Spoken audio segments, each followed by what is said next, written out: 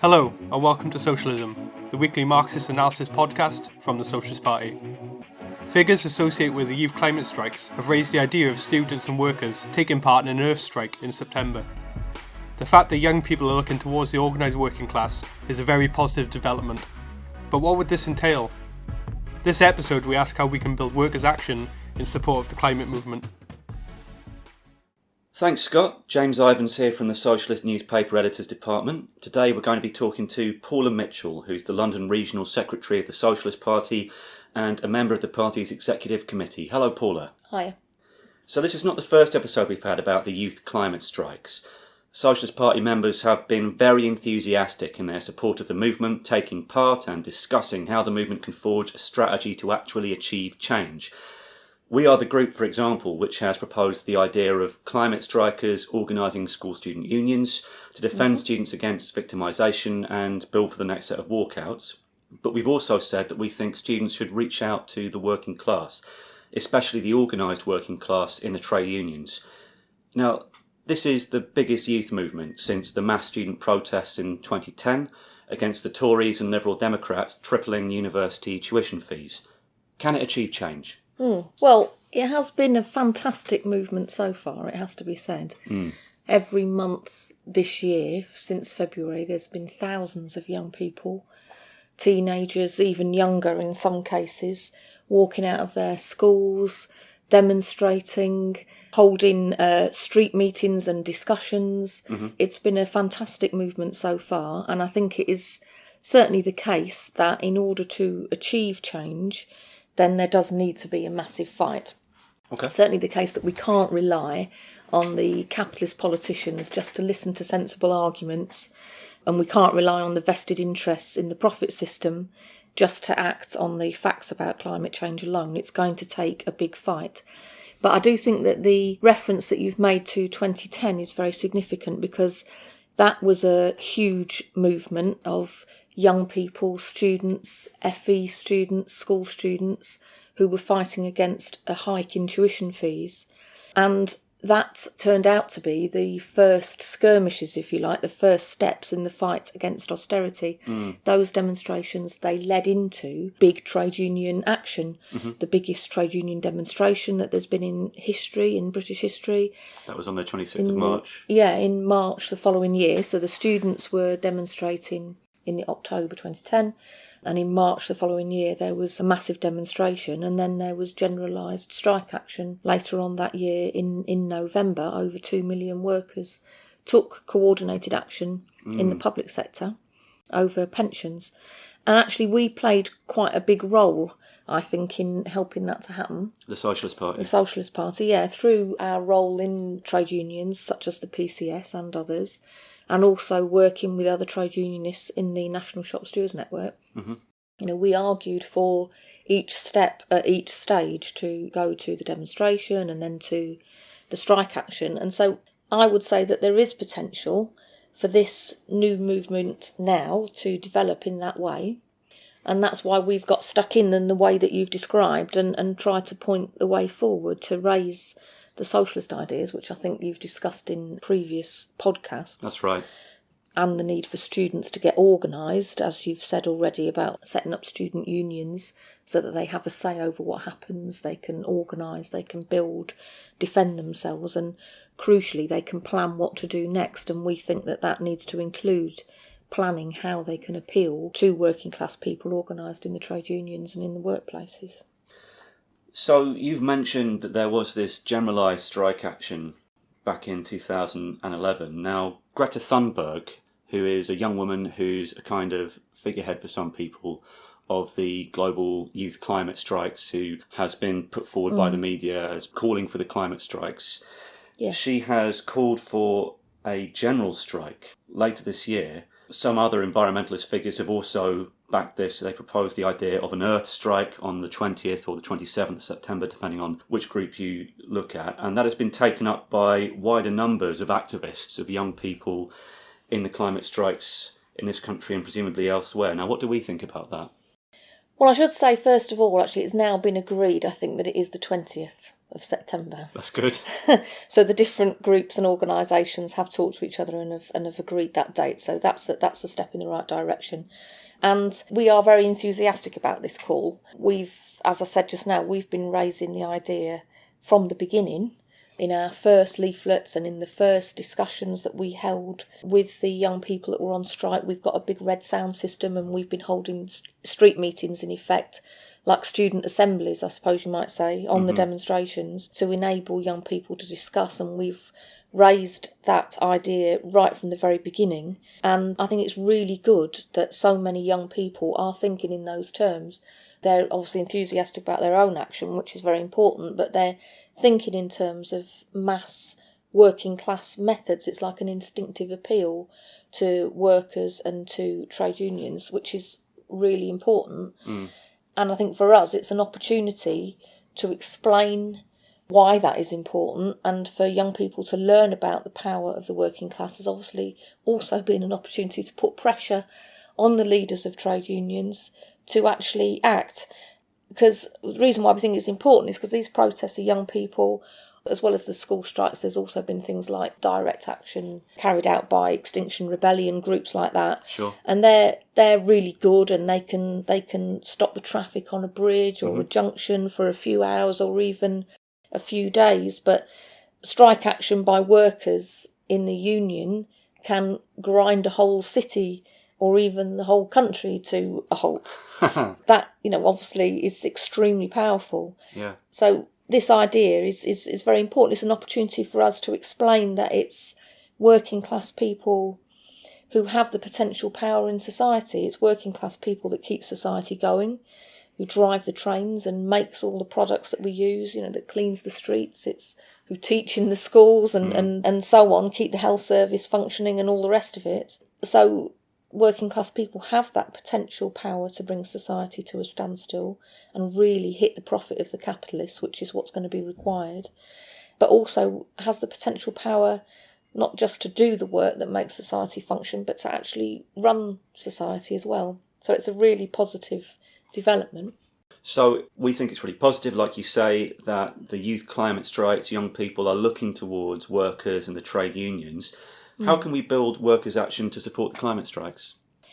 Well, the call for a general strike itself, there has been generalised strike action in a lot of European countries in recent years against austerity, most notably in southern Europe, in Spain and particularly in Greece, where there was more than 30 or up to 40. This year began with the biggest general strike in India in its history. But 200 million, I think, was it? Yes, absolutely huge. But in Britain, we haven't seen generalised strike action since the fight in 2011 that we were just talking about. So for that to happen would be a massive step, and it will take the sustained effort of appealing to working class people, preparatory steps.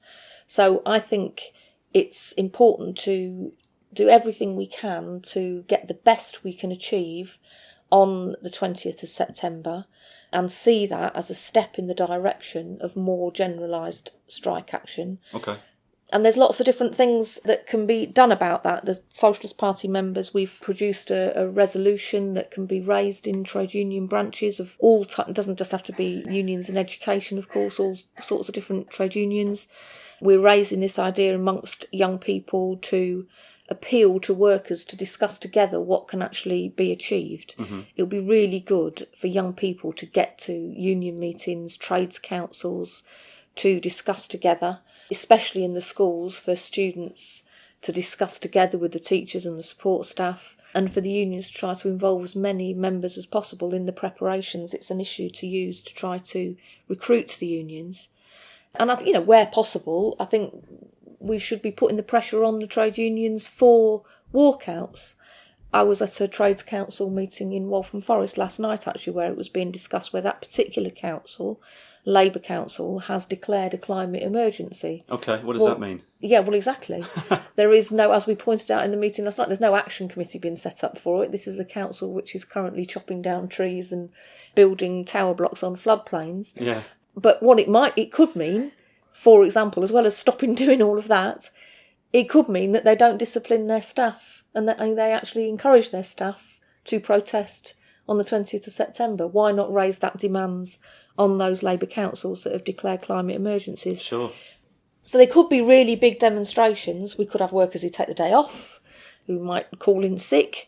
We think that trade union leaders should be invited to speak on those demonstrations and should be making themselves available to do that. And where it's not possible to actually walk out or have a strike in a workplace, it would be really good if there were protests in workplaces instead, like at lunchtime or on the way into work or after work. And again, union branches, trades councils can help with that. They can make the materials, make some big placards or signs. Yeah. Everyone could stand outside the front of the workplace and hold up the signs and take their pictures. So trades councils or trade unions could coordinate that. They could call local protests in their local town centres at the end of the day, things like that. And actually they could do a lot to help build for all of that as well, produce leaflets, posters for shop windows, things like that in the build-up for it. So I think we've got to put as much energy as we can into making it as successful as possible and see that as a step towards more generalised action.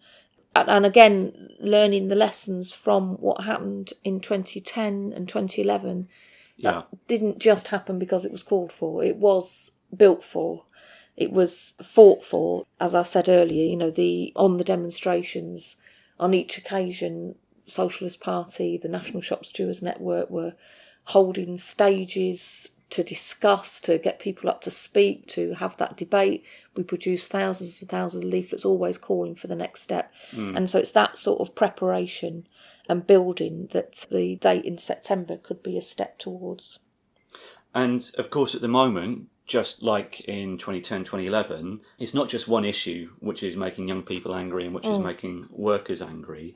Young people are angry, of course, about the climate, but also angry about the lack of a future which is being offered to them. It's being caused by cuts to jobs, cuts to pay and education, the high cost of housing. There are social divisions being whipped up in the current global crisis by pro-capitalist politicians and a lot more besides. And workers are exercised by the same issues, really, because they're living in the same world. So those would be big steps forward in terms of linking up the power workers have to shut down the economy, as you've said, to the youth movement. And this proposal of a general strike, however, of all workers striking at the same time, now you've sort of indicated that it's difficult for workers to go en masse from 0 to 60 without any intervening steps. Well, I think it's precisely by raising demands on other issues as well that more generalised action can be built for.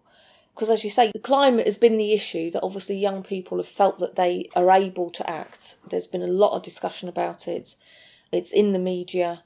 Their actions have helped that to happen, but it's been an issue where they've felt they could do something. Yeah. But they're angry about lots of other things as well, like you say, tuition fees, wages.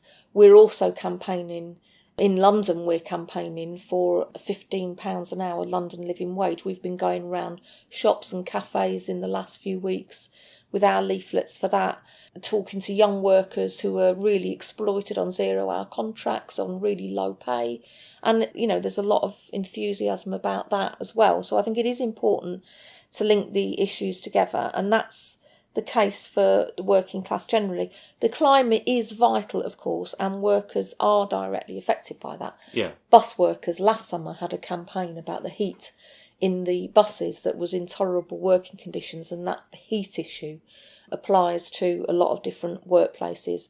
Obviously, we've also discussed this in other podcasts. There's the issue about polluting industries that produce cars or whatever. There's obviously a huge issue there about securing the skills and the work of jobs in those industries and transferring to socially useful production and green production. So there's all those issues directly affect workers, but workers are under the cosh because of austerity as well. There's many battles taking place at the moment on a localised issue, particularly over pay, over cuts, threats to jobs, and obviously we're also all suffering the massive cuts to benefits and services and so on. We would explain that it's the same class destroying the planet that is destroying our lives on a daily basis through cuts and privatisation, destruction of services and of communities. And I think that the linking together the fight against austerity and against climate change is the best way to draw everything, to draw everybody all together. Now, we talked about the 2011 mass national strike in Britain. There was generalised strike action throughout the public sector. Yeah. That strike didn't succeed in the end, however, did it? It was sold out by the very bad role played by some of the right-wing trade union leaders in that movement. In the time since then, however, the anger felt by working class and young people over a lot of the issues which fed into that massive strike in 2011 hasn't gone away, has it? No, absolutely not. I mean, that action was betrayed. It wasn't the lack of a will to fight by ordinary workers and union members, but the capitulation of the leadership. That was a defeat.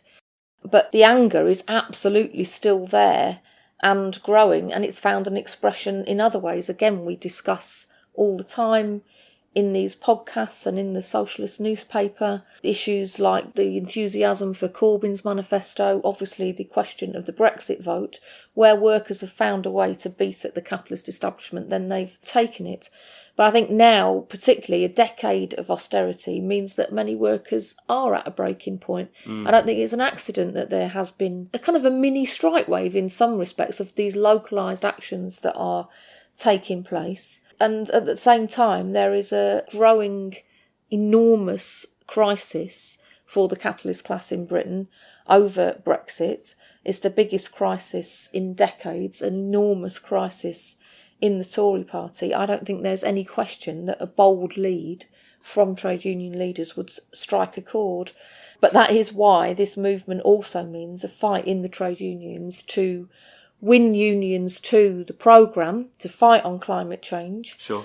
but also to win a socialist fighting leadership. So the demands that we raise and that we put on trade unions are vital to arm the members in those unions, to pressure their leaderships to act, but also, if necessary, to replace them. Now, the Socialist Party today talks about mass mobilisations building towards joint strike action. Even at the time of the November the 30th strike in 2011, we called for a 24-hour general strike rather than, say, an all-out general strike, an indefinite general strike. Why is that, and what are the differences between these demands? Well, yeah, what we're talking about is generalised action of a protest character. An all-out general strike, which is what happened in Britain in 1926, is very different. An all-out general strike poses the question of who has power. Like I said before, it's the working class who keeps society on the move, but we don't run it. We have potential power, but we don't have actual power. Not yet. That's right. And in an all-out general strike, it's not just that things grind to a halt for a day, but an all-out strike, that goes on, in other words, over time, over several days. Workers get organised in committees and actually start to run things. Workers make decisions about what moves and what doesn't move, about people receiving health care, the distribution of food and so on. In other words, it poses the question very clearly of who actually rules in society. So we don't raise the demand of a general strike lightly, because an all-out general strike means the working class either has to take power or it can go down to serious defeat. But a one-day strike doesn't necessarily do that. A one-day strike is a testing of strength. It can have a huge impact. And particularly in a country like this one where it doesn't happen very often, it can have a really big effect. It could shatter the government. A one-day general strike could bring down the Tories if they haven't brought themselves down already by that stage. And of course could be a stepping stone towards building the kind of movement which would allow a general strike which could take power, which is ultimately what we want the working class to achieve. Yeah. So you make the point that national workers' action could bring down the Tory government and presumably, of course, could usher in a Corbyn-led anti-austerity government. Yeah. Would that be the end of the story? Job done? No, not at all.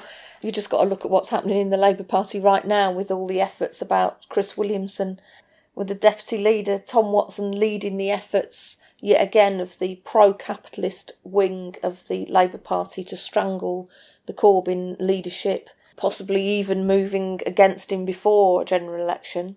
But a mass movement would dramatically alter that process. It would dramatically alter the process in terms of forcing a general election, but also could have a huge effect on helping to forge a real anti-austerity party. It could have a decisive effect on that battle inside the Labour Party against the Blairites and help to forge a genuinely anti-austerity party that really does represent working class and young people and not the interests of the bosses.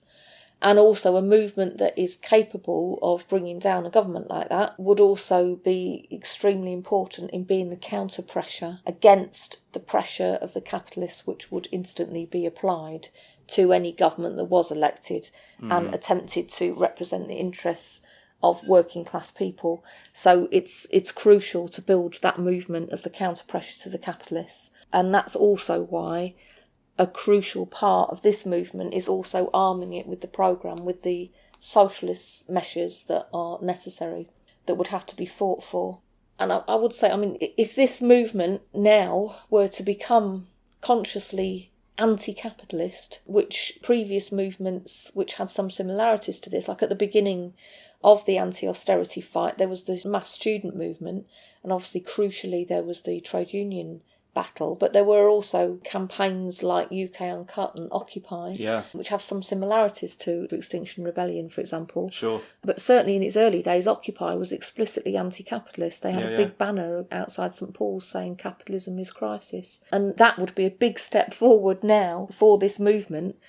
But even more importantly, and that's why we've argued the case so much, is for it to become a socialist movement for the measures that are necessary. Because if we are going to, and we have to, fight to combat climate change, then that's going to take decisive measures. It's going to mean, for example, the nationalisation of energy and of industry and transport to enable democratic control and management, to enable planning of resources. It means to redevelop those more damaging industries into socially useful work, as I say, to keep the skills for society, to protect the jobs. It means investment in sustainable green housing and, all of those issues. So that's why we've also put a lot of effort into the demands, the debate, the street meetings, why we put demands on the trade unions to arm the movement for what needs to be done. Because the banks and the big businesses won't accept that. Yeah, that's right. That's right. So we've got to take them over. Thanks very much, Paula. I think the huge energy and determination of young people whose future has been stolen from them by the profit system is an inspiration to working class people across the planet.